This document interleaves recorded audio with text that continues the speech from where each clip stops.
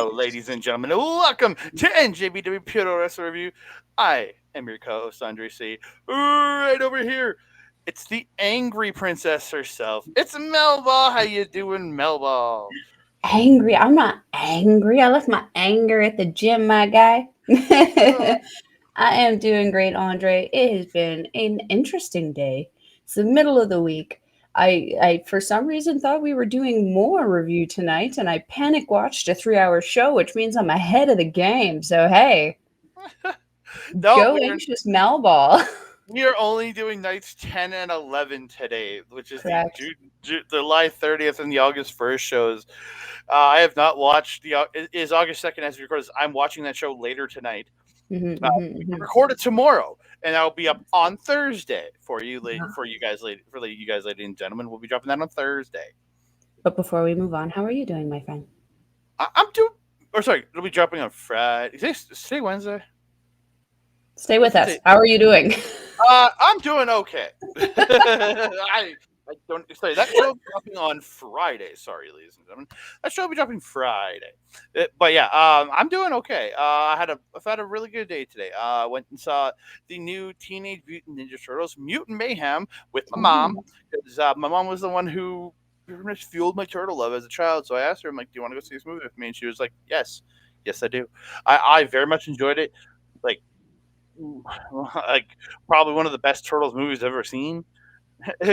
And so I am very excited for what comes next. But what comes next is we're going to talk some professional wrestling. Yes. But before we get into that, I want to thank all of you wonderful, wonderful people for all the great support you've given us, the liking the videos, subscribing to the channel, commenting down below, which we'd love to hear from you. Uh, all the great people reaching out, Jason, um, MTG, a couple, so many others, just lots of great people reaching out. We love hearing from you guys. Thank you so much. Um, and please comment down below because we want to talk to you. We want to talk professional wrestling. We want to know what you feel about how we feel about professional wrestling and how it compares to what you feel. All the good fun Tell stuff. Andre when he's wrong.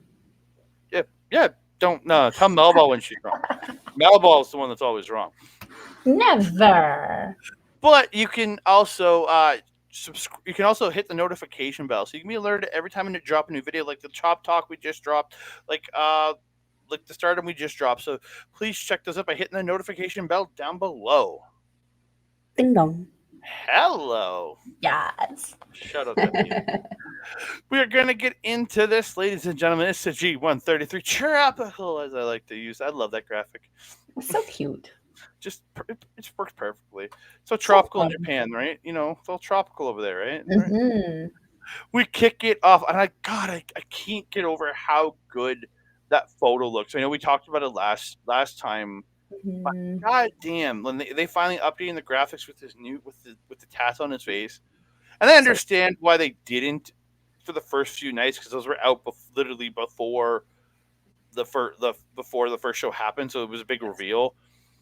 God damn, it blends to his gear. yeah, Like it it looks has a very fun effect, doesn't it? yeah, it really does.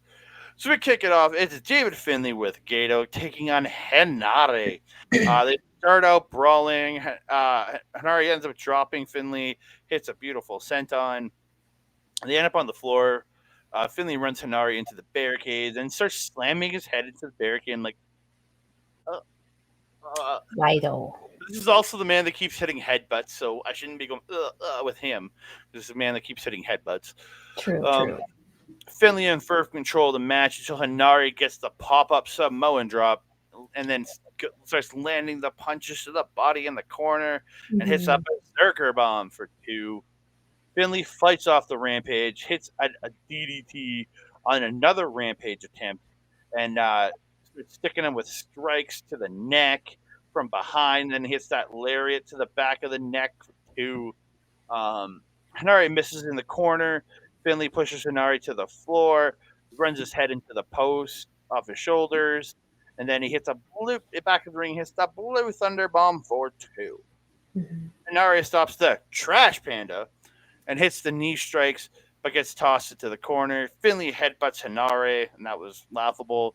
But Hanare hits a hard ass headbutt to Finley and the knee in the corner. and the Rampage, but Streets of Rage is countered into a backslide, which is transformed into the Trash Panda for the win. I love it. I love it because all I can hear is Kevin Oblivion in the back of my head. Oblivion. No, And that is and not the that's move, sir. and that's the name of a flatliner out of the ropes that Liv Morgan does. That also Waka does. Yeah, but But we digress. Yeah, that pop up that Hanare did, like he was all the way up on that one. Holy hecking crap! I thought he was going to lose him.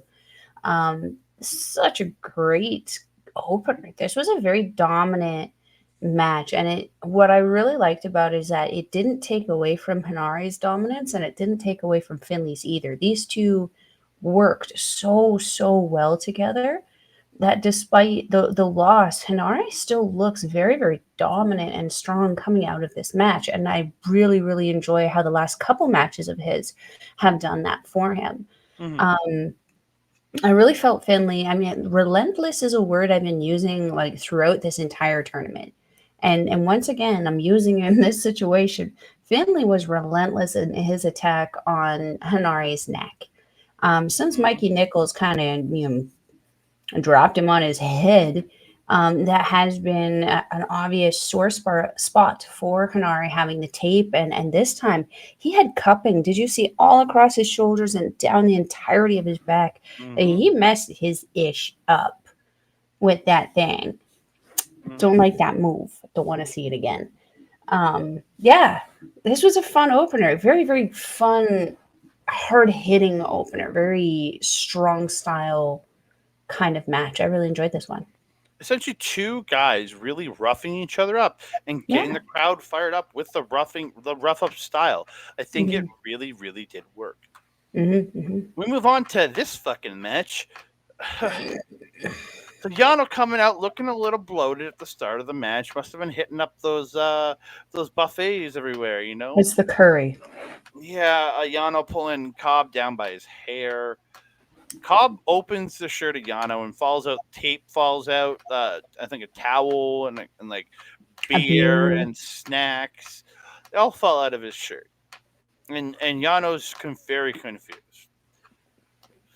So Cobb hits a spin cycle, picks up a beer, drinks it, goes to do the standing moonsault, but Yano gets the knees up, and this is where Cobb spits the beer out. That looked really good. It did. Uh, so Yano gets the low blow into the backslide, but cannot get the win. So Yano gets the cold spray from the corner. He gets a chair, and the ref takes the chair, so Yano can use the cold spray and rolls Cobb off for the win in 1 minute and 49 seconds. Cobb has been having a spectacular tournament this freaking year, and he had the job to Yano. Like shit. Like come on. Yeah. Yeah. Yeah. I was not happy with this. Not one bit. And I kind of unfortunately, as soon as he opened the beer and started to take a drink of it, I was like, fudge, muffins, McSpaz. This is happening. He's not going to win this match. As Yeah. soon as you start full on playing into the Yano shenanigans, you've lost the match. Oh, You're 100%. 100%. like, yeah, the end of this match for me, my reaction was a face palm. Well, the end of this match was also the beginning of this match because it was literally less than 2 minutes. Yeah, like it's just Oh, my reaction to it was just like, come on, Jeff, man. I mean, I get that Yano needs to have some things, but like he could have had those a little bit sooner. There were people earlier in the tournament that he could have picked up some points over. Jeff Cobb, he is a beast. Why do this to him? Like I get that he can have that goofy side, but like if they would have been goofy, what's still let him weird? beat him. Still let him beat him. Like, Yeah. let him be goofy, but have him beat him. Like, that's my biggest issue with this. Yeah. And like honestly, it's like it still doesn't make Cobb look weak. He just fell victim to the shenanigans. But Mm-hmm. like we can have that in other matches. This is a G1. Put on your serious pants a little bit. This was a little disappointing for me. It was shenanigans, but thank goodness it wasn't House of Torture shenanigans. Yeah, and Cobb has a really good record so far. And all he has is Saber and Go or not Saber, Haste and Goto after this. In Mm-hmm. reality, he could have like I would have been okay with him dropping one to those two instead of Yano. Like I Mm-hmm. understand Gato has G1 math, and certain people have to lose and win certain matches to make his results end up the right way. I get that, but goddamn, like Yeah, mm, it's just it felt weird. very, Mm-hmm. very weird. Not a vibe. No, well, it was a vibe, just not a good one. It was not a vibe. Not a vibe. Now we move on to a pretty darn good Yeah, hitting match. These two beat the crap out of each other, they and I did. quite Yeah. enjoyed it. Again, Eddie is on this roll of I'm enjoying. Again, this is one isn't like wasn't my favorite match of his so far this tournament, but it was a good match. I enjoyed it. Again, it's a match I enjoyed from Eddie Kingston. Yeah, and that's kind of been the tone of this tournament. I wrote down a weird thing in the first of my notes here. I'm hoping that you can explain this to me. I said the ring around the rosy ring spot was funny. Oh, where they kept whipping each other.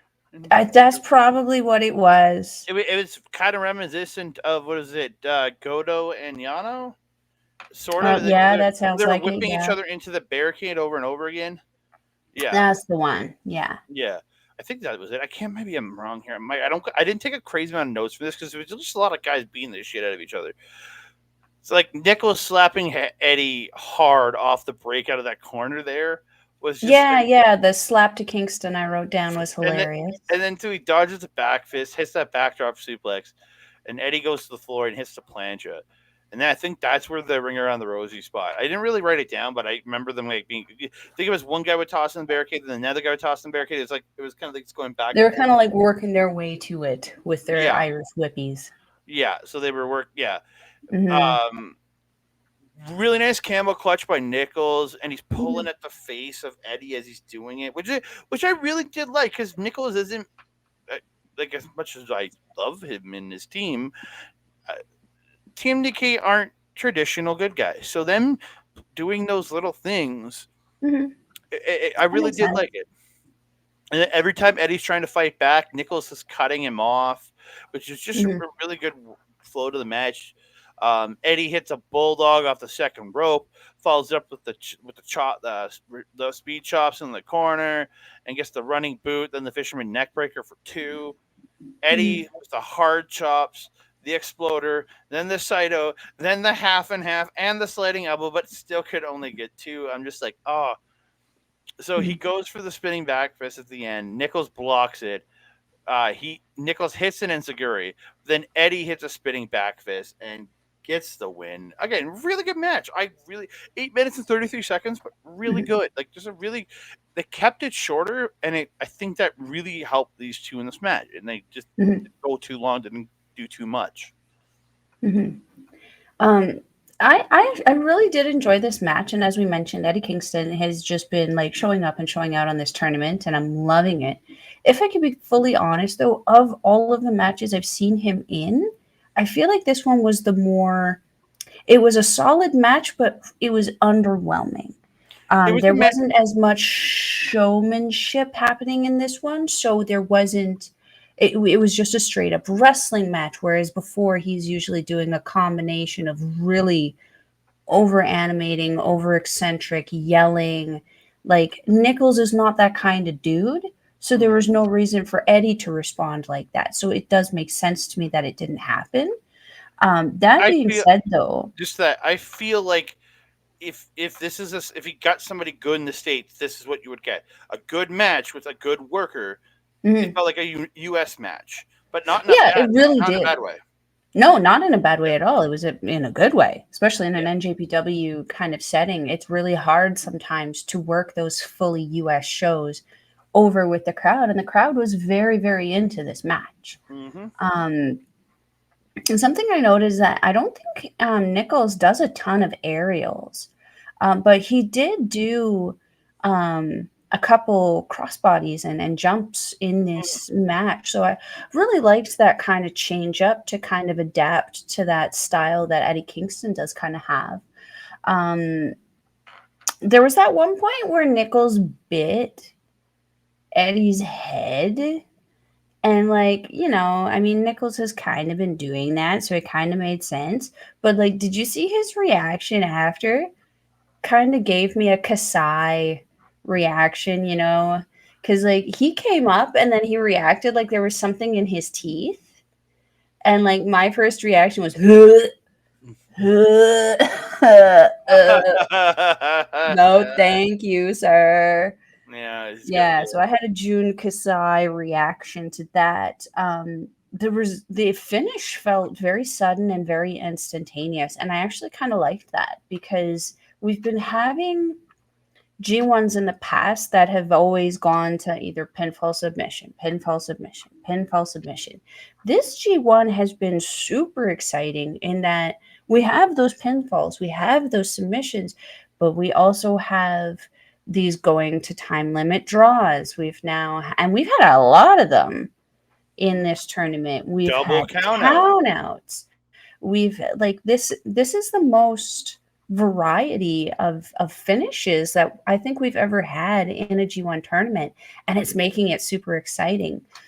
For me, actually, the instantaneousness of the ending of this match actually kind of brought me back into it. And I was like, hey, whoa, I didn't expect that to happen at all. So yeah, 100%. Like, again, that 20-minute time limit has done wonders for this tournament. so good. Yeah. So good. Best decision they ever made. And we'll talk about it on night 11. We still get long ass matches that play with that time limit. We got it with They do. Sonata and Kaito Kiyomiya. That was 2 seconds away from the end of the match that it ended. So again, they can still play those long matches, but it doesn't feel. It's not a 27-minute match. It's Mm-hmm. 19 minutes. It's Mm-hmm. 20 minutes. It feels feasible. Uh-huh. I agree. I Yeah. agree. We move on to Tetsuya Naito versus Angry Alex Coughlin. This Angry, was angry Alex. just tossing shit as usual. Naito rolling out Neat. to avoid Angry Alex, um, dodging clotheslines, doing his LIJ pose. Just Naito gets the head scissors or the Tahares, as Kevin started saying on this show.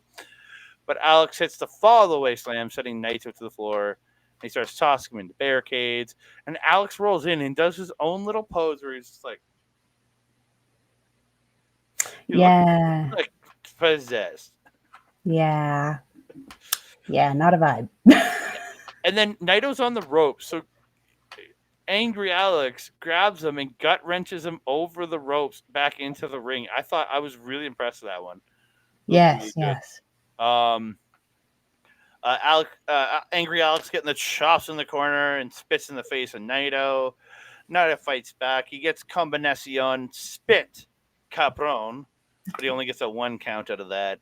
Yeah. Um, Angry Alex lifts Naito, who has the cravat, and hits a backbreaker and then a back suplex. It looked really, actually really good. Like empowering him up with the Hmm. cravat on. It looked really good. Um, Angry Alex turns his tornado DDT into a powerbomb for two. Enziguri by Naito, but he gets put up into the suplex off the running Destino, but gets elbows and comes down and but Alex gets a black hole slam and a lariat for two. The suplex is turned into a Destino, but he can only get two, so Naito hits the proper Destino for 1, 2, 3, and Tetsuya Naito pins Alex Coughlin. And it was barely, man. It was barely. Naito had to work super hard with this one. Alex was just freaking eating him all over the place. The amount of answers that Coughlin had for Destino at the end there was just unreal. Like, whoever faces Naito next, take notes. Like, this will be the guy you want to watch if you want to figure out how to reverse that Destino. Um, I did not like the spitting. There's too much katooies. Keep that ish in your mouth. Swallow. Um, that fall away slam that Coughlin did was absolute perfection. You didn't do it justice, sir. It was Mm. so good. He yeeted him. It was so good. It was just picture perfect. If you wanted to see what the definition of that was, fall away slam, you would see this, a gif of Mm. this. It was absolutely incredible. I really enjoyed this match. I This was a really did too. solid match for Coughlin, and Naito gave him a lot. And then we got this. And then we got this. I'm not going to recap this one because as much as I love Ishii, this match sucked. It did. Even the good little wrestling spots that they did have are just so overshadowed by the crap. Evil attacking at the start, running him in the barricades. The one highlight is Kevin calling Oscar a good boy.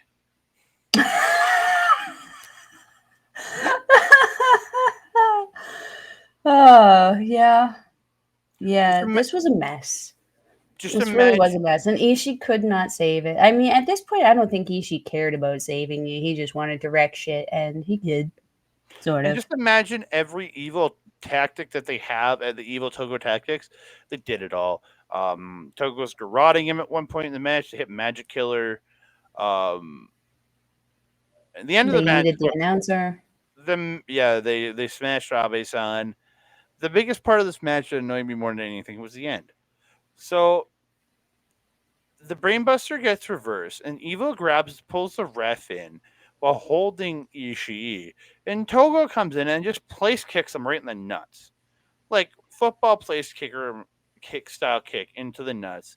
Evil gets everything is evil and gets the win.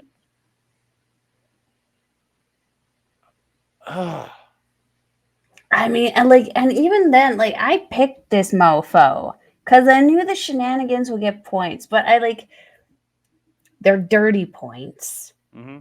They're they're they're so dirty. I literally had 3 notes about this match. One of them was so much shenanigans. Then another one was when Kevin mentioned that Evil had won every single bout against Ishii, and on commentary, he mentioned that since joining Bullet Club, um, Evil has won every singles meeting between him and Ishii. So I was like, oh, well, I guess that means I'm not getting 2 points. I kind of took that as a foreshadowing of this is Ishii's Mm-hmm. time to finally catch vengeance for all of the wins that Evil has shenaniganly gotten over him since joining Bullet Club. But nay, Nay, nay. nay, nay. Nay, It nay. was, yeah, there was no foreshadowing. It was just straight out fact. The Mm-hmm. last note that I had was annoyed. That was literally all I wrote was annoyed. Yeah. This was horrible. And that's, I think, about all we're going to talk about this match. So we're going to move on to a really fucking good match. Zack Yes. Sabre Jr., Shane Haste, both cornered by Kosei Fujita. That Poor was little guy was just running all over the place. so. Anyway, this match goes. I get 2 points because I have both these guys in our pool. You do. So I was good either way. So Fujita comes out with Shane Haste. They're doing the whole thing, and Haste had his hat back, didn't he? He did. Yes. He did The have his hat hat his back, back. and then runs back up to the top, goes behind the curtain, and comes out with Saber. And then Fujita's posts up in the neutral in the one of the white pad corners. I love Hmm. that. And Shane is saying, "Hey, come get." He's like, "Come in my corner. You can have my hat." He's trying to say, "You can have my hat if you come corner me." And Hmm. you see Fujita's staying stance, staying right in that white corner. I'm like, My boy. good kid. So really good chain wrestling and hold reversals to start the match. I think Saber really got to work really great technically there. Hmm. Showing how good of a pro wrestler he like basic level wrestling. He's how good he is at it. Hmm. Saber working the arm. Shane slips out and hard kicks Saber in the back, but it goes, "I'm sorry, I'm sorry." It was just like that, he's getting into that mode, and he just hard kicks, and he's like, "Shit, this is my boy." You pay me. And then he started trading strikes, and it was Saber getting the arm pulled back, getting the arm pull submission, and he transfers into almost a Doki Choki. It does. But I got Saber, excited. but Saber slipped through it really fast. But yeah, Hmm. it was almost a Doki Choki. Almost. Hayes just the kicks in this match were phenomenal. His kicks were Nasty. solid. He tries a sharpshooter at one point, but Saber gets out. Hmm. Um, Saber gets the PK to the back, and then the snapmare and the leg neck crank thing. Love And then that. gets another one after, like he catches, like Shane's running into a corner and catches, slams his head down and does a neck crank. That Suji slam down with the feet thing, and does the neck Hmm. crank again. Again, really good. They're both on their knees and they're doing the strike exchange, rising up, and they're just like they both like have quite the sound on the chop. Both of them are just cracking each other. They hit Hmm. dual chops, then dual boots, but Saber keeps his head enough to hit the PK when Hayes goes down. Hayes with the knee to the quad, stopping a Zack driver, and hits a sit out power bomb for two. But Saber reverses the penalty kick into the STF and transitions into a double arm bar thing. Then transitions into the triangle. That's where Hayes, when he transitions the triangle, he literally pulled Hayes to the ropes almost. Um, Saber gets the PK, but Hayes hits a lariat, but Saber gets a rear naked choke, but Hayes gets a backdrop. Um, uh, the Black Valley Death, which is that off the shoulders Uranagi. That I think that's because I swear he yelled Black Valley Death. I don't know, but I think that's what he said. I don't know. Which is that off the shoulders Uranagi that Hayes does. Gets turned into an arm triangle, but Saber or uh, sorry, Saber tries to do an arm triangle, but Hayes stops it. But Saber ends up getting the Euro clutch for the win. Hmm. It's kind of out of nowhere, and again, having these little quick wins from people out of here, like we said, Eddie just hitting that back fist and dropping on top of the opponent. Saber Hmm. catching these like Euro clutches. I love it. Hmm. Hmm. Like I said, it adds that diversity and variety to the tournament that makes it very, very fun and very, very exciting because you get to a point where it's like I'm at a point where it's like, what's gonna happen on the next show? And Like, then they what are they gonna do to surprise me there?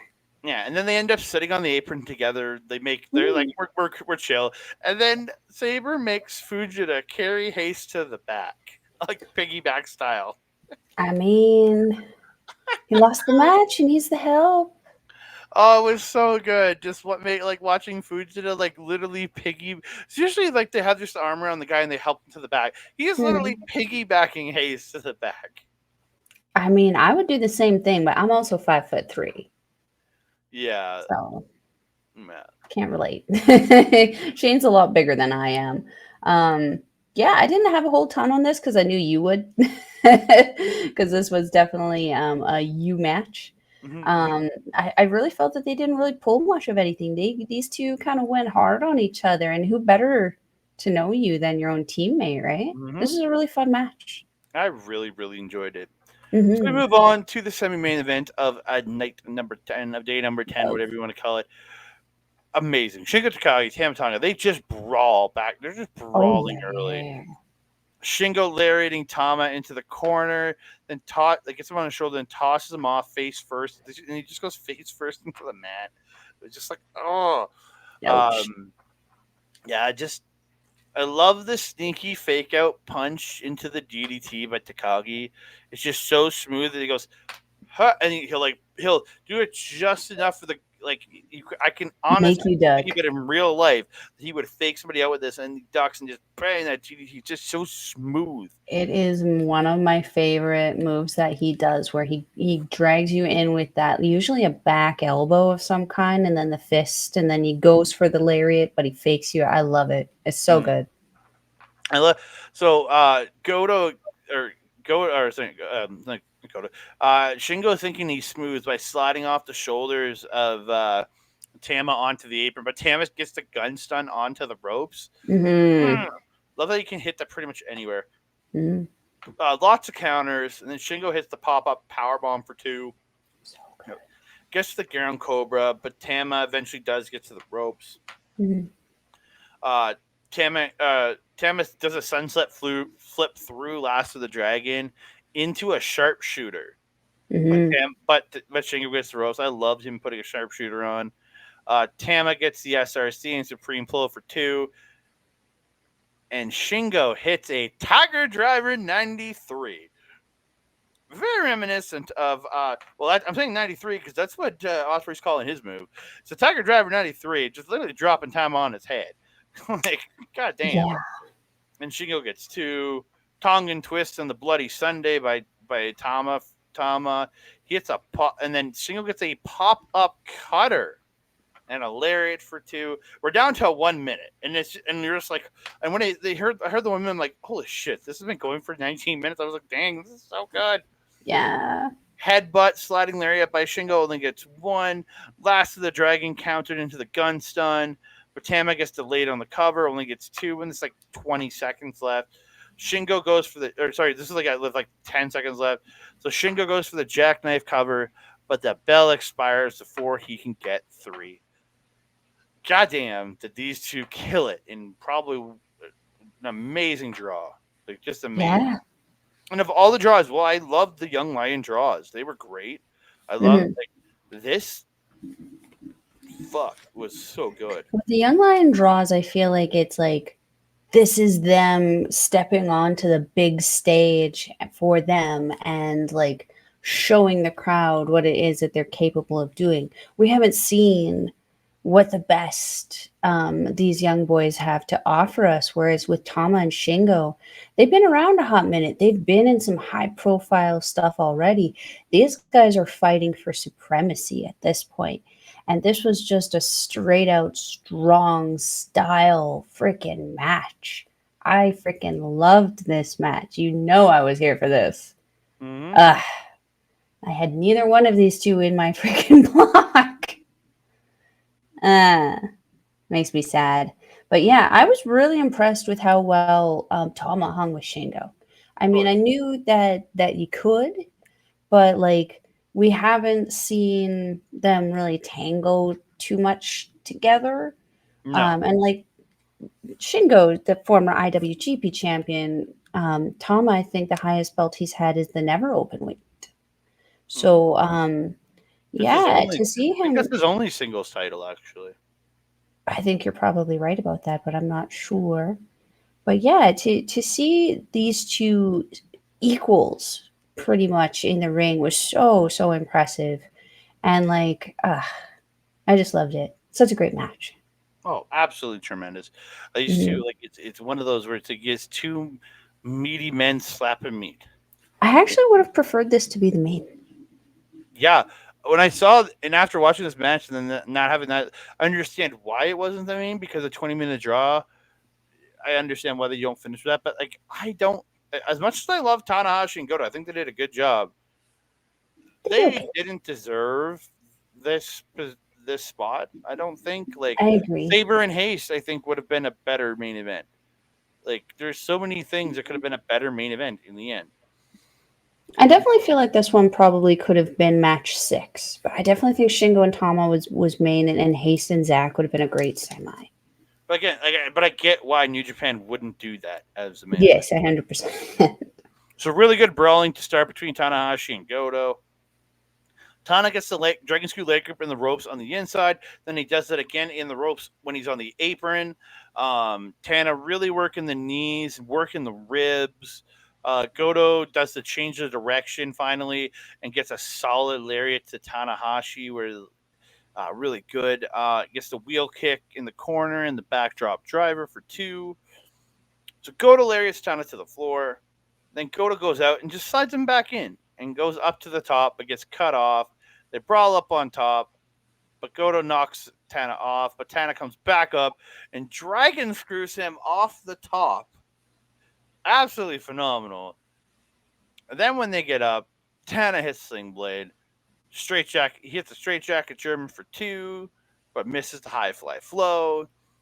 So Goto goes to work. Ushigaroshi, but can't get. We can't. Okay, you can't get the cover. I wrote the over, not the cover. I missed the C. I apologize. He tries for a GTR, but then he hits some safe headbutts, like to the collarbone and chest, so he's not Mhm. like gonna hematoma each other.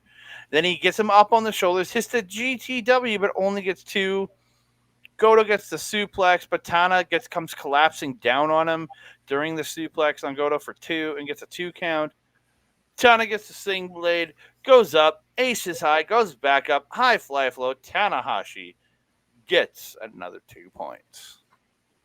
Given the severity of Goto's kind of rib issue in his match before, I kind of figured he wasn't going to win this. Hmm. Um, I am surprised though that Tanahashi did get this win, not because how do I say that? Tana is one of those guys. I mean, I love him to death, but my goodness, like I really do truly feel like we're probably going to see this guy's career end in a ring, and Mm-hmm. that horrifies me. I Mm-hmm. don't want to see that, but he goes so hard, and the guy's knees are just they're hella fucked. Like and this match for me really showcased how hella fucked his knees are. The guy struggles to make it down to the ring, let alone through the match. Mm-hmm. I'm very, very, very concerned about him and his health and safety, but I'm also concerned about what this means for other people in this tournament and what it means for them potentially going forward. Also, um, yeah, I don't have a ton to add to this. I didn't take a ton of notes on this one. It just Mm-hmm. kind of was another one of those like sudden kind of ends for me where I wasn't expecting the end I got, but I felt it was merciful given the situation for both these guys. I actually thought Goto was going to get the win here and he was going to be the one in contention going Oh. into the last couple days. I really did. I don't know. I'm crazy though. I mean, like I said, I mean, both of these guys are pretty injured with pretty substantial injuries right now. I mean, it's kind of Mm-hmm. which one would be the lesser injured one going in? Yeah. So I'm going to give a quick rundown of the points. Going to make that big. We have David Finley and Evil on top with 8 points each. Tamatonga with 7. Eddie Kingston with 6. Shingo Takagi with 5. And then eliminated are Mikey Nichols, Aaron Henare, and Tomohiro Ishii each with 2 points. Because again, How that is disappointing. a 5 horse race still in the C block. Crazy. I talk about a bigger race. I'm looking at Hmm. a 6 horse race in the D block, ladies and gentlemen. You have Jeff Cobb and Sabre on top with 8 points. You have Hmm. Naito Tanahashi with 6. You still have Goto and Haste with 4 points each, and they still each have two. They all have 2 matches left. You have Cobb and Hmm. Yano eliminated with 2 points. But you could still have like if Haste wins 2 straight, he could still and other people lose the right things. He could still get in there. Like Hmm. there's always things. You know what I mean? Because say Cobb, say Cobb lose to Haste, and then Haste picks up the win on over Toriano. That puts him Hmm. at 8 points with the decision over Cobb. If Cobb doesn't get any more points in this tournament, again, Hmm. there's so many different things you can do. That's true. Mm-hmm, That's true. mm-hmm. Ah. I just hope that like it's simple enough that I don't need to do the math on it because we know how great Malball is at math. Yeah, so we're gonna go over night 11, and that will kind of give us a set for what pretty much who is going to be in contention going into the final A block show and B block shows. So these will this will be the second last match for everybody. So we kick it off with Kaito Kiyomiya versus Hikuleo Machado. Hikuleo beating up Kaito early on the floor. He's smacking him up, hot shotting him into the barricade. Back in the ring, Kaito's attacking the knee, really working over the leg. Hmm. Um, Hikuleo getting that lariat in the corner, the hot shot, and then the other lariat for two. Then hits another lariat for two. Kaito catches a big boot, hits a beautiful dragon screw, Hmm. especially Hmm. to such a big dude. It looked Yes. it looked like he crushed a leg. Um, Hmm. then he gets the drop kick off the top to the knee, applies the Mudo figure four, and Hikuleo struggles, but he does get to the ropes for the break. Tiger suplex by Kaito, and again, this man is much bigger than him. Hmm. Get the 2 count, but Hikuleo fights off the half and half suplex, and Hikuleo gets the power slam. Kaito gets a Dragon Rana off a choke slam for 2. Hmm. And then the end of the match comes where Kaito goes running, and Hikuleo catches him with that power slam, picks him up, choke slam, and Hikuleo pins Kaito Kiyomiya. Yeah, did not expect. Yeah. I did not expect that finish. Me neither. And to say that I am disappointed is a bit of an understatement because that was 2 points for me. Mm-hmm. Um, yeah, the target absolutely was the D for Kaido in this. And like smart, like take the big man down. It takes away a lot of his power. That's part of his ability to stand Mm-hmm. and remained at that 7 foot tall kind of stature there. So I think it was very, very smart of Kaido because especially when choke slam, you need both of your legs to sustain that other person going up and down. So yeah, the figure four was phenomenal. I mean, to see, you don't usually see Hikuleo trapped in things like that.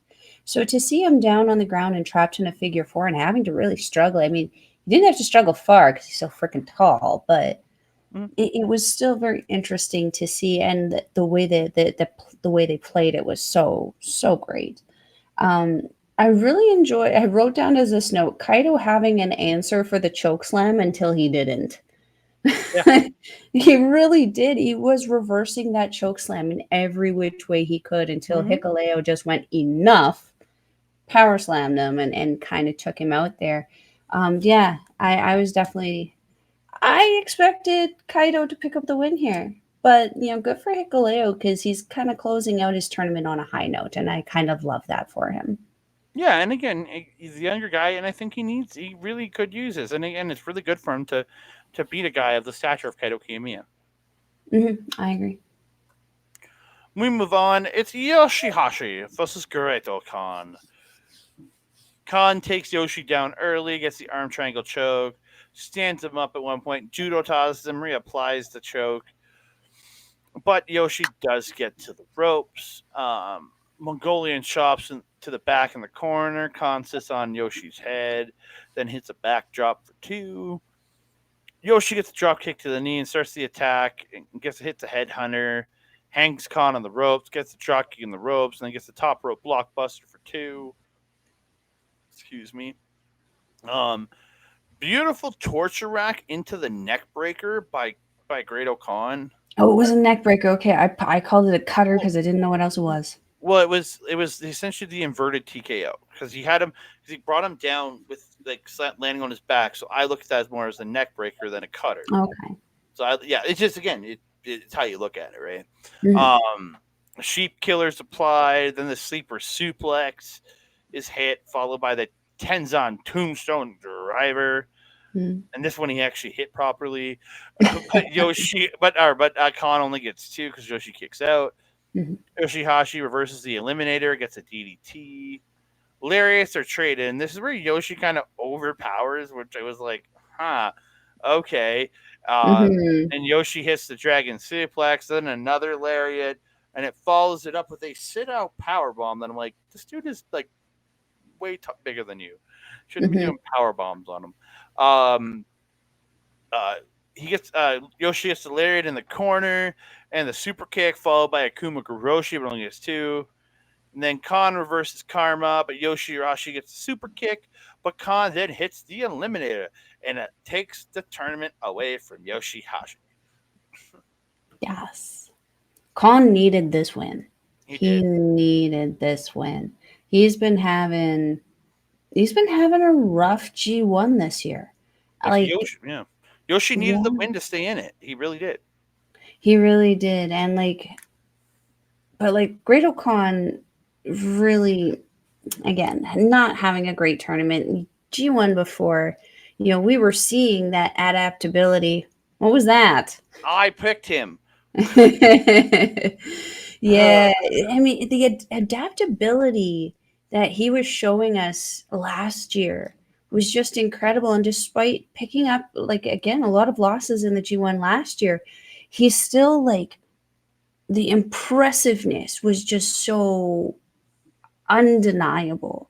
Mhm. This year, Ocon has kind of been, I don't want to say stagnant, but he's been quiet in comparison to how he was last year. And we've seen that kind of, I don't want to say comfortable or maybe casual Great Ocon kind of come out in the United Empire, where he's teaming with Cobb, where he's teaming with Hanari, and he's like, these are his guys, and he acts like that. He doesn't act like the warlord, mongrel kind of person that he was when he first came on. Now that we've seen him start to go back to that a little bit more serious Ocon and start showing that kind of warlord, mongrel guy, whatever they are, Ocon, he's picking up wins. He's starting to look even more dominant. We're starting to see that adaptability again. So I think we're seeing the evolution of the Great Ocon in this tournament. It's unfortunate that he's not picking up more wins, but I have hope that he can pick up maybe one or two more before the end of this. But he's got one more. They've had one more match after this show, so I Mm-hmm. really do hope he gets to play a spoiler to somebody on that final night. I really do hope so. Mm-hmm. Same, same. So we move on to Ren Narita versus Chase Owens. This was Chase interesting. Chase was a dick at the start of this, man. Yes, he was. Just slapping the shit out of Narita, calling him So a rude. "you're still a young lion, you suck," and like telling him he's just complete shit. And then Narita just like comes back, fighting him out to the floor, runs him Mm. into the barricade, and gets a DDT suplex in the ring. Like Chase was just such an asshole, but then he's got to come up, and that's for god dang sure. They end up back on the floor. Chase is whipped into the barricade, but he dodges the kick when he's on the post, and Narita goes into the post. Chase Mhm. then picks him up, hits the backdrop onto the apron. He gets a neck breaker in the ropes, and then back in the ring, he's applying the nerve hold. Um, Nice running back elbow in the corner and the DDT suplex by Narita. Chase breaks the rear naked choke by running Narita throat first into the ropes. Like he pulled him, he ran forward and like dropped and like pulled like Narita. He went right into the throat, right into the ropes. Looked really good. Mhm. Narita with some suplexes, but Chase ends up clapping the ears. Mhm. And Chase gets the C trigger, but Narita stops the package pile driver. Mhm. C trigger, then a back elbow, and Chase goes for Jewel Heist, but it gets reversed into the Cobra Twist. But just as Chase is getting to the ropes, Narita switches into the rear naked choke, pulls him back to center, Mhm. reapplies Cobra Twist, and Chase pretty much just taps out like immediately. Well, did you see his neck? The angling on his neck. He had him like right. He was pretty much listening to his blood flow in his shoulder. I Yeah. tapped out. He's Oh god, dude, that was yeah. Because again, it's a standing twister. That does not look pretty. no bueno. No fun. No fun. Mm. Um, About that package pile driver, I mean, I've mentioned before that is one of my favorite moves. It's just so effective and so good, and he makes it look so good. But can we just talk about a second how long he freaking held Narita in that pile driver setup, in the package pile driver setup, on, as Kevin kept saying, that injured knee of Chase Owens. Like Narita was up there and he was kicking. Chase was fighting him, so that's impressive that he was able to hold him for as long as he did before. Like Narita escaped, sure, but he held him up there for a good long while on a pretty buggered knee, and that's pretty impressive. Um, yeah, I actually didn't expect Narita to pick up a win. Mm. I expected Chase to actually win this one, especially with the just the way the match was kind of flowing. They're definitely starting to step away from that NJPW template, which I like Mhm. because it creates surprise for me. But yeah, otherwise, I felt this was a just a straight up really good technical match between both of these guys. Chase usually has that very technical kind of background, and he really did flex it in this one against Narita. But Narita, man, that training did him good. Hmm. Yeah, I really did enjoy this. I mean, that Narita looked really good, Hmm. looking really strong, especially with that Cobra twist. Again, looked dominant without. And again, he hasn't had a great. He's got a couple good strong draws, He's Mr. and Twister. then he's had a winner. It's his second win, or no, this is his first actual win. This is actually his first pinfall Legit or win, yeah. anything. This is his first actually legit win. Hmm. So you got to look at that and go, this guy needed. I think he needed this. In his block, yes, 100% he did. Yeah, Because I think all the other young boys have also picked up at least a their win. win. Shota's picked up his win. Oh, Hikuleu's Shota's picked doing up. really. Shota, we'll talk about it at the end of this show. He's doing really quick. Yeah, Shota's doing better than I think he should be doing. Hmm. We move on. It's Tai Chi versus El Fantasma. ELP. ELP won in the handshake at the start, and we actually get a clean handshake. Hmm. Um, Hmm. the trade. But let me tell you though, was it really a handshake or was it like Tai Chi just going? He Still, definitely offered the hand, not a handshake. It was more of a princess and I've shook enough wrestlers' hands that a lot of them do that dead fish handshake. So boys. when I was ring announcing, I shook enough hands in the locker room that a lot of guys were. Nah. Gentlemen, do not do that. Come on. Show some professionalism. It's a Yeah, freaking handshake. yeah. So they start trading boot shots. Taichi gets the kicks and it kicks to the leg of dropping ELP. Then they're trading chops. ELP gets a head scissors, sending Taichi to the floor. And he hits the plancha, hits a thrust kick, hits the Asai moonsault, and then it's Kevin Kelly bringing him over to chop Taichi right in front of the Taichi fan club. Yeah, those three guys love Tai Chi there. Yeah. Taichi gets a strike off the springboard of ELP, hits a dangerous backdrop, gets the Cobra twist, and goddamn, was that a Cobra twist? Because again, like Kevin Kelly says, he does it the All Japan way or the Noah way, and like pushing down on the neck to Mm-hmm. really stretch out the rib and stretch out the neck. I really looked Mm-hmm. really good. Um, Taichi dodges a super kick, hits a game Gamengiri. Um, Axe Bomber by Taichi looked really good and hits the Mm-hmm. backdrop, the dangerous backdrop with the bridge. But EFP kicks out at two, and he comes back with a super kick for two. Taichi reverses CR2 into the super kick or thrust kick in Taichi's case. Taichi clutch for two, then the ELP clutch for two. They trade strikes. ELP dodges the thrust kick, hits his own super kick, and gets the ELP clutch for the win. This one surprised me, and like a pleasant surprise because like I love ELP. He's entertaining, but I also really like Tai Chi. So it Mm-hmm. was like I was a little torn on who I was cheering for in this match. um, but this was a straight up great wrestling match. Like Mm-hmm. this if someone was casually interested in watching NJPW, this would be a match I would recommend to them. This is a very solid match and showed the best of what Japan has to offer, but also what NJPW, what ELP is. um, the thrust kick that Tai Chi caught ELP with, though, in that little sequence that you had been mentioning where he with the CR2 and the thrust kick. Holy heckin' shit. That was I would actually say like a Leo Rush esque finesse kind of thrust kick where Tai Chi was pretty much in that perfect, like his foot was all the way up. And like ELP's a tall guy. He had his foot all the way up, and ELP was standing all the way up. It was and so good, so good.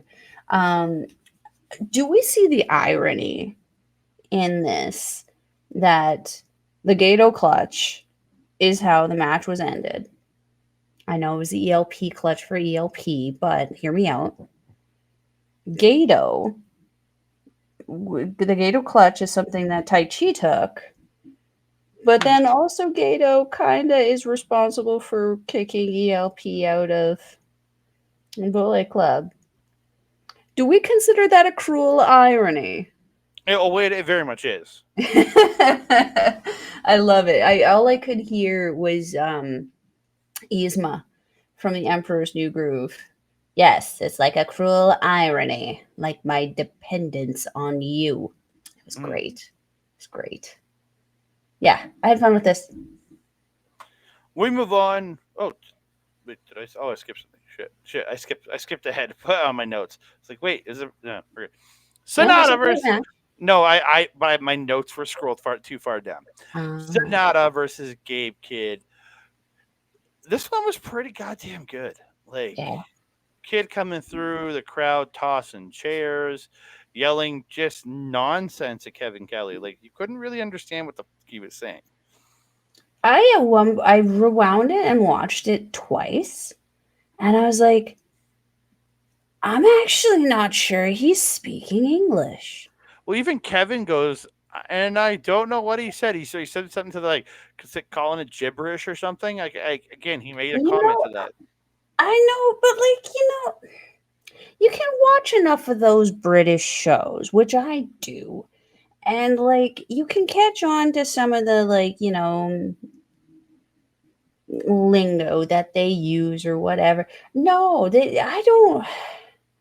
I don't even know that. I don't think he was speaking English. I just think he was just Oh no, Kevin's right. It was just gibberish. Him going, yabba dabba do. yeah, Yeah, it was like he was like baby talking. I don't know. It's like he was like the Peanuts adult or something. pretty much. It was weird. So Kid attacks with his belt from behind while Sonata's on the apron. He ends up running Sonata into the barricade, gets a chair, shoves down Marty Asami, and then cracks Sonata over the head with a chair. Like, ugh. Hmm. Kid gets a backdrop driver, but only gets two. Then he tosses Sonata over the top, back out. Kid gets the world heavyweight title, Sonata's world championship, and puts it on his shoulder, starts parading around the ring with it like a dick. Just what an asshole. uh, kid Yeah. Kid ends up whipping Sonata into the chairs and hits a cannonball onto a seated Sonata on the floor. Sonata drop kicks the knee, drop kicks Kid. They're end up back in the ring, and then he drop kicks the knee, drop kicks Kid back up. Like, most of this match, a lot of this match took place on the floor. Hmm. Hits a plancha, runs Kid into the barricades, hits a pile driver on the floor, but Kid ends up getting right back up from it and running Sonata into the barricade. And they Sonata gets back in just before 20, even though Kid was the one that took the pile driver on the floor. He should have been the one getting just back in before 20. That one little bothered me. But Hmm. Sonata hits a magic screw, hits the TKO, but misses the moonsault. Kid Shock. up on top. Kid biting. I think he was biting the ear of Yes. Sonata. Like, Gross. ugh. And gets Yeah. the the hanging guillotine choke on top. Then in back of the ring hits a brainbuster. Um, Backdrop and Shining Wizard by Sonata, but Kid gets a low blow, hits the pile driver, but can only get two. Kid shoves the ref out of the way, but misses, and then misses a moonsault coming off the top. Moonsault into the skull end, and then they end up trading positions and like reversing each other. They trade kicks, they trade strikes. Kid hits this hard right to Sonata, dropping him. But then Sonata inadvertently, kind of going back to his LAJ days, the inadvertent kicked the leg coming up and kicking the guy in the nuts. I think what Kevin called it on commentary was the action reaction action. Mhm. Yeah. We'll So go with that. though Sonata gets back up, hits a shining wizard, gets deadfall, and Sonata gets the win. Hmm. Hmm. Sonata, after 6 matches, is undefeated. I suspect he'll be one of the only ones. I have a feeling he's pulling a Jay White from last year. He's going into the finals or into the quarterfinals, have not having lost a match. And you know what? I mean, I could see why they would do that. Mhm. Could see why they would do that. Um, yeah, you kind of pretty much covered everything that I wrote down, and I didn't write down a lot, except for it was a tremendous match. There was a lot of outside. Um, for some reason, I wrote a lot of groin shots, or at least a lot of attempts at groin shots. Um, you know how I feel about those. There's a time and a place. Give them all to evil so that we get them all out of the way in one match, please. Yeah, but otherwise, I had a good time with this one. But yeah, the kid was very odd at the beginning of this. He did kind of level out as the match kind of got in, but yeah, there were some weird little nuances from him that kind of made me go, do we need a muzzle on that one? Oh, definitely. But yeah, this was actually for me actually one of the more entertaining matches from Sonata. Oh, it was really good. Hmm. We move on to Tangaloa versus Will Ospreay. This match was tremendous. Um, Yeah. the start of this, Loa lifting like Ospreay gets the headlock, so Tangaloa just lifts him and puts him on the apron, and he's fucking with him. He's like, "Come on back in the ring." And he goes to get back in the ring. He like steps in front of him. It was a funny little spot. Hmm. And then uh, Tangaloa really having control early on with Hmm. using his size and power. Loa hits a backdrop to Osprey, sending him to the floor. Hits a backdrop onto the apron, then hits the Eddie Senton back into the ring. Um, Follows it up with the three amigos, with the last one being a delayed amigo that he finishes off jackhammer style, but only gets two. Osprey comes back with that handspring corkscrew kick, dropping Tangaloa, and hits the haluva kick in the corner, then the phenomenal forearm for two. Loa, at those like short punches he was doing, and he like backing Yeah. off. You want to know what I called that? What's that? Sword hammer. He was essentially sword hammering him, chopping him in the throat, striking him down low. I loved it. I loved it. So Yeah, good. So fast. His strikes are super quick. And every time he hit with like force. dominance. Very similar to Eddie Kingston. Crazy. Osprey ends up flipping out of a German, gets a super kick and the hook kick. But then Tangaloa goes for the ape shit, but then he slips out, hits another hook kick. But then Loa picks him up and hits a power bomb. Loa gets the strikes. Loa hits the headbutt, dropping Osprey, but he comes back, gets the Kawada kicks and the strikes in the corner, but the ref breaks it up. Tangaloa gets the hard forearm and hits the inside out lariat, but going to get two. Mm. He goes for ape shit, but Osprey turns it into the Stun Dog Millionaire. Uh, Shades of Mr. Orange Cassidy, who we faced just a little over a year ago, and then hits the Os Cutter for two. Osprey goes up to the top, goes for Sky Twister, but misses. Lands on his feet, but then Loa rolls to the floor, so he goes for the plancha, but Loa just up punches him on the floor. And Jesus Christ, Osprey goes for the Os Cutter off the barricade.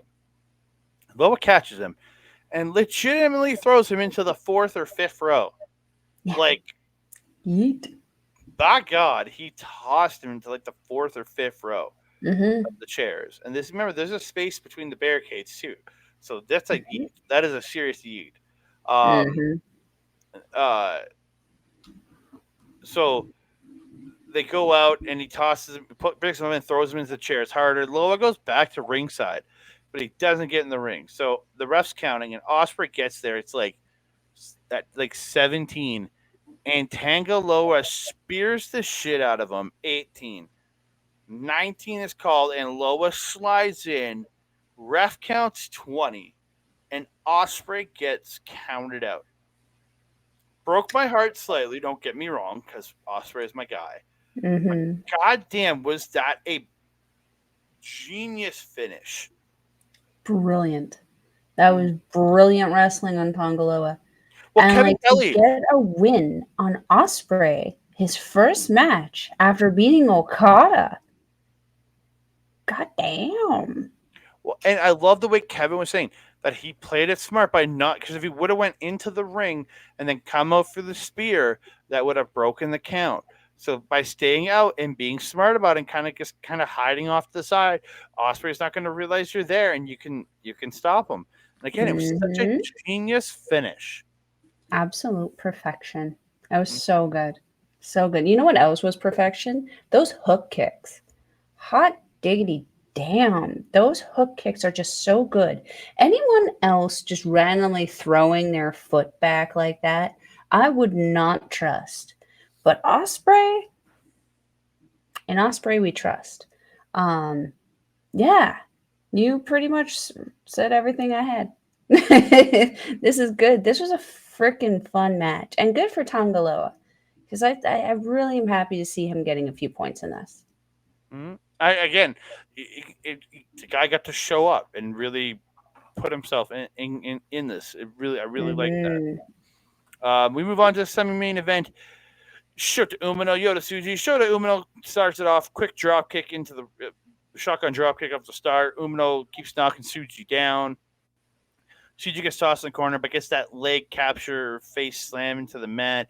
Drop kicks Umino out and hits that suicide dive. Back in the ring, he hits the scoop slam and the Mount Tsuji. Salmon splash. Mount Tsuji. Salmon splash. Mount Tsuji. Salmon splash. You're wrong. Uh, It'll always be the salmon splash in my heart. Uh, Umino hits an exploder, sending Suji to the floor. Gets the somersault senton off the apron to the floor. Back in the ring, he hits a top rope missile drop kick. Hits the inverted bloody Sunday for two. Uh, but when he tries to go for it, he tries for that those keys to ignition. Um, Suji hits the tilt the world backbreaker. Suji gets a backslide, rolling it through into the T trigger, but the T trigger is caught, and Umino whips Suji and gets to the drop kick. Uh, Head scissors by Umino to the floor, but Umino stops the. Sorry, Ed Scissors sends Umino to the floor, but as he's going for the Fosbury flop, Tsuji Umino cuts him off, pulls him through the ropes, drop kicks him in the ropes, hits the drive by, and then that beautiful final beat DDT. I think it's the best one he's hit all tournament. That final beat DDT he did there. Umino Hmm. lines up for Death Rider, but gets like just backdropped over. Hmm. The backbreaker and pulls him forward and gets that stomp that Suji did. Fuck yeah. Yes. Then he hits the running curve stomp, sets up the spear, but Umino gets the SD, turns the spear into an STF. But Suji does get to the ropes. Um, that double stomp that Umino got off the spear at the end.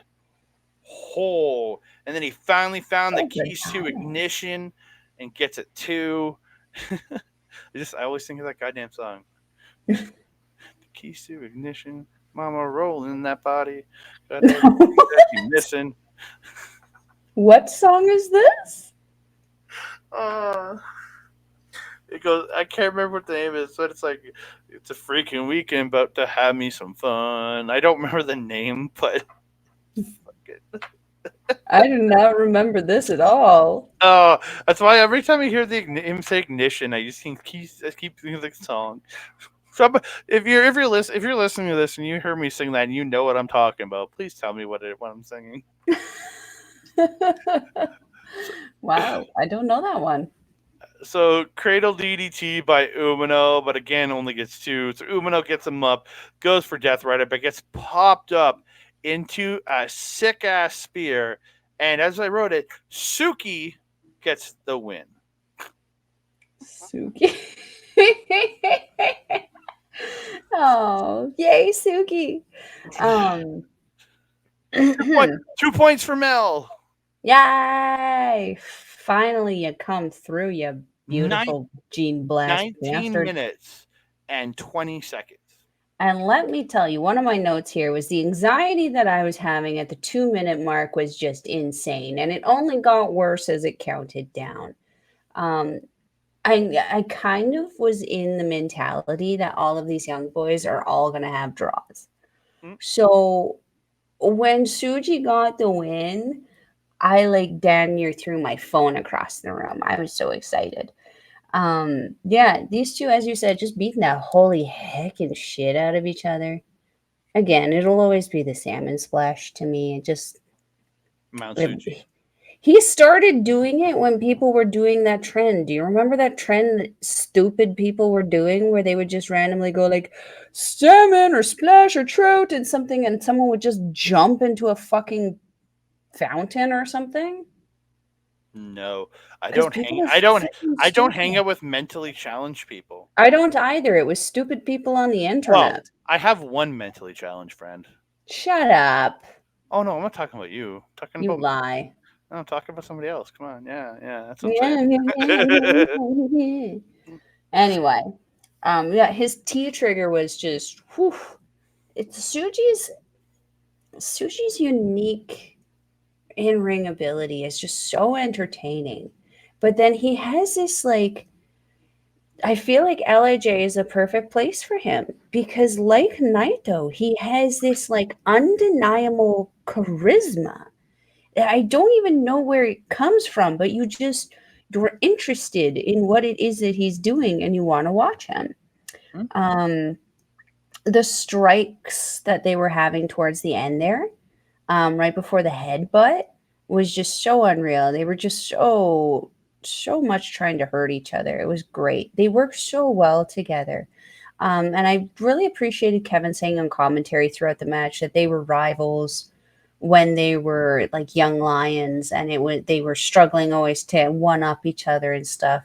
So to have Suji pick up a win over Shota, I feel that this is just kind of the beginning of what we're going to see with these two feuding going forward, and I live for it.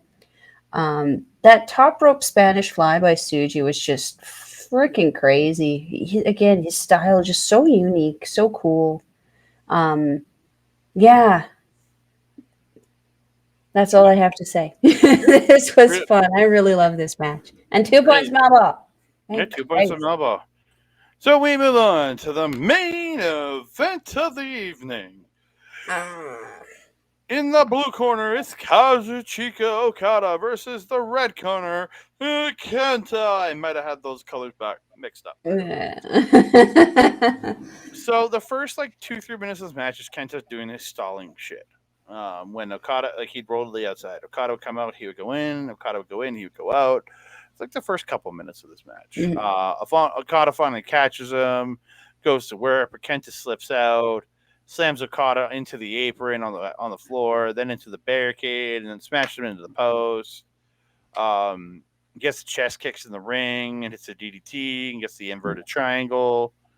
But Okada gets the ropes. I'll admit this probably wasn't my favorite match of the evening. Again, it was very Okada-ish. Um, Kenta kicking Okada in the face, and Okada gets the strikes. They go back and forth. Um, Kenta tries to chain DDT out of the corner, but gets placed back up top, and Okada drop kicks him to the floor. Okada tosses Kenta into the barricade, boots him over. Okada tries a green killer off the barricade, but Kenta runs him into the post, then he hits the barricade green killer. I don't think we got an Okada floor DDT on this show. This is one of the first I ones don't I think think we did did it. either. He's been hitting him like every show. But again, Kenta has that DDT counter, right? So Mm-hmm. the running boot in the corner and that hesitation drop kick in the corner So looked really good. good, and then hits the top rope double stomp. Okada fights back, gets the air raid crash neck breaker, applies the standing money clip, but Kenta runs Okada into the ref in the corner.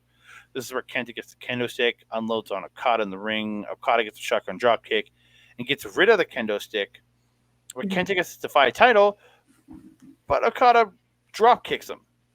So the Mm-hmm. Defy title did nothing in this match. He hits the short Yeah. arm clothesline, but he gets rolled up on the Rainmaker. Okada hits a tombstone for 2. Kenta starts to fight back, gets those sick ass palm strikes. That is the God. I love those. So And good. I've seen Brian Danielson do the same thing. Because again, if you look at Brian Danielson's offense, he's borrowed a lot from Kenta. Mm-hmm. He has borrowed those palm strikes. Like goddamn. Mm-hmm. And he gets. You're thinking he's going for a Rainmaker, but he gets a Buseiku Maker, and then hits a Buseiku knee for 2. Back fist by Kenta, but Okada gets the drop kick and catches the Buseiku knee, and like picks him up and then puts him on his shoulder and brings him down. Landslide, tries a Maker, but I don't know what the fuck happened here, and they went toppling over. Like I don't know, I didn't really see what the fuck happened there. It was definitely a wiggle waggle there. I think there was a stumblage. Yeah, so he picks him up, hits another landslide, hits the Rainmaker, and Okada wins in 19 minutes and 10 seconds. And it felt like quite a long night. Unlike the last match, this Mhm. felt like a long 19 minutes. Yeah, it drug. She drug. It was like she had an anchor around her waist, and we were just dragging her out of Davy Jones's locker. It was a little much. Um, yeah, I also don't like the rollouts at the beginning that Kenta does. For me, they become a little stagnant, almost like the House of Torture shenanigans. Evolve, do something else, because it kind of discredits him a little bit because we know how great of a wrestler Kenta is. So I feel it kind of brings down his value a little bit. Um, the strikes and kicks from Kenta this match were just mm. Those were some Suri level strikes and kicks. I loved it. He was kicking hard. He was hitting hard. Um, did you see the Rainmaker pose attempt from Kenta? And Before like it was before he like did the the mistake cameraman maker, just yeah. went for it and went, "Wait, you're the wrong person," and stopped, but Yeah. then went, "Ah, fuck it," and did it anyway. So it like came in and went whoop whoop. Well, yeah, Like when he lined up for the Buseiku Maker, yeah. That yeah, yeah, yeah, that that was it was great. so funny. Yeah. So funny. And yeah, then I don't think that they actually managed to pull off Okada's Rainmaker pose properly No, definitely not. as a result, which I found really funny. But yeah, yeah, this one it drug. It felt a bit long. I definitely think I would have liked the match before being the main and this one being the semi. Yep, very much so. I Yeah, very much agree with that. I understand why it wasn't, but Yeah. So I'm gonna give a made up quick my points rundown before we get out of here. A block Sonata Jesus is Christ. guaranteed with 12 points, guaranteed into the finals. Hikuleo, Kaito Kiyomiya, Shota Umino, Gabe Kidd, and Yoda Shuji all have mathematical shots at getting into the finals. The only people eliminated in this block are Chase Owens and Ren Narita. Yeah, Interesting. it's Do we want to interesting. take bets on if Chase upsets Sonata? I think he could, but I don't think he will because that would mean he'd be the King of Pro Wrestling challenger. I think you're getting whoever Um, the King of Pro Wrestling challenger out of whoever beats him in the I'm going to say semifinals. I mean, I we'll would see love when we get there. I would love to see Chase Owens win that match and be the challenger at King of Pro Wrestling or whatever the October show is. That would be pretty sick. But yeah, we still have a 5-horse race for second Mm-hmm. place. This is great. Mm-hmm. Mm-hmm. We move on to the B block. Okada is guaranteed to get in. But the question is, if Okada loses his final match against who is it? Against Tangaloa, and Osprey wins his final match against El Fantasmo, Will Osprey would Hmm. go in first. Okada would still come in second. But the other thing is, if Okada wins, he automatically gets first if he wins, and then it's still a Mm-hmm. battle between Osprey, Phantasmo, Taichi, and Tangaloa. So it's still up in the air. Like El Phantasmo and Will Osprey are legitimately fighting to get into the final. They're getting to the second place. Jeepers. Yeah, Craziness. I'm very And, happy that people more better at math are doing the addition on this. and there's always a possibility with if Elfin Tasman Osprey. No, they can't. If Elfin Tasman wins, he he has a Eight. loss to Taichi. So if Taichi gets 8, Taichi would go in. Mm-hmm. And then Tangaloa, he has the loss to Tangaloa. So Tangaloa has a shot at getting into the finals. Again, it's an interesting. Like Series of wins. If Tangaloa wins, since he has wins over those guys, he gets into there as long as Taichi doesn't get 2 points. Mm-hmm. Again, it's all up in the air, man. So Greater Khan, motherfucker, you need to play spoiler for Taichi. Gosh, unsure. Come Yeah, on, Ogan.